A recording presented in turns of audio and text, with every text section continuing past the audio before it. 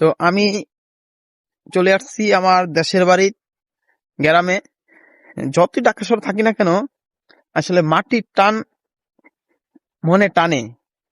তো আমি এখন আমাদের গরুর জন্য মাঠে আসছি গাছ কাটার জন্য। এই যে আমার হাতে কাঁচি আছে, আমি জানি না আপনারা কোন ভাষায় বোঝেন।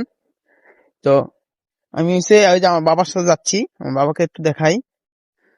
ওই সামনে আমার বাবাকে দেখতে পাচ্ছেন। আমি বাবার সাথে যাচ্ছি গাছ কাটার জন্য গরুর জন্য। তো এই যে মাঠে দেখছেন ভুট্টা ক্ষেত আছে। তো এই ক্ষেতের লালের মধ্যে আসলে গাছ থাকে বা ক্ষেতের ভিতরে থাকে। তো আমরা কাটবো। বাবা যেহেতু একা একা যায়, তো আমি বাবাকে কিছুটা হেল্প করার জন্য, বা যেমন বাবা তাড়াতাড়ি আসতে পারে গাছ কেটে, তা বাবা ছেলে মিলে একসাথে গাছ কাটবো, তাড়াতাড়ি এসে পড়বো। তাই আপনাদেরকে আপনাদের দেখানোর জন্য ভিডিওটা করা।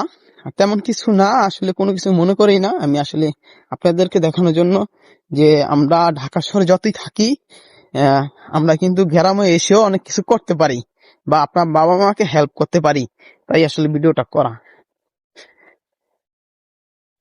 তাহলে আমরা গাছ কিভাবে কাটি আসলে একটু আপনাদেরকে দেখানোর চেষ্টা করব। আপনারা ভিডিওটা দেখবেন সম্পূর্ণ।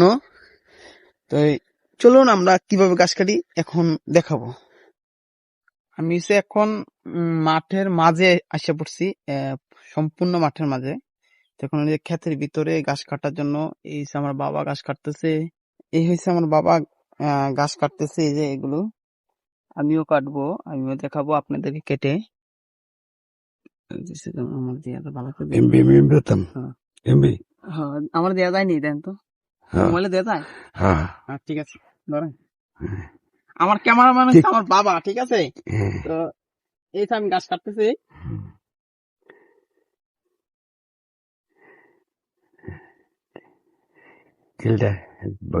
আমার বাবা হয়েছে অত ভালো করে ধরতে পারে না, ঠিক আছে। তারপর ওই যে গাছ কেটে বসছি, দেখেন। এখন গাছ কাটা শুরু, ঠিক আছে।